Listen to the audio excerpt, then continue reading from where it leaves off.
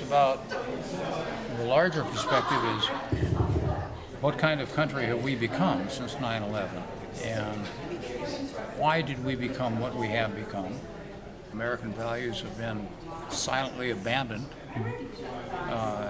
and the question for your generation is, what do we do with this information? Today, he is an expert on the USA Patriot Act and the War on Terror, and travels the world representing other clients who, like Brandon Mayfield, find themselves in situations they and we may have trouble imagining. Please join me in welcoming Tom Nelson.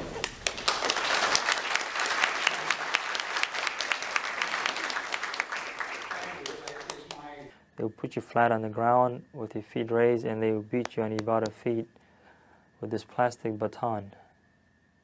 Non-stop until you cannot walk anymore. And then they make you stand up on the sore feet. Well, we got Osama bin Laden. Al-Qaeda has morphed. And now there's little Al-Qaedas all over the place with no central direction, basically. What is important is what kind of country are we in 10 years, in 20 years? What are our values? How do we deal with government? How do we deal with power? Do we want to allow the wholesale invasion of our rights just to keep us safe? If people start asking that question, how did we get here and do we like where we are? I think that the problem will correct itself. The problem has been apathy.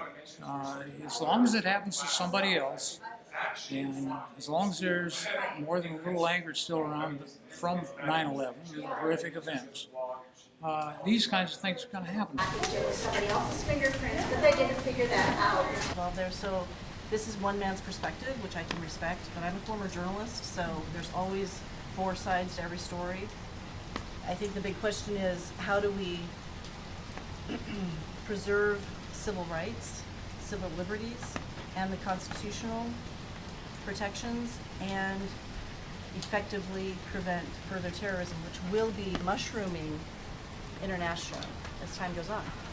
I think that our children's children will be dealing with this unless we come up with some cogent, comprehensive, and creative solutions.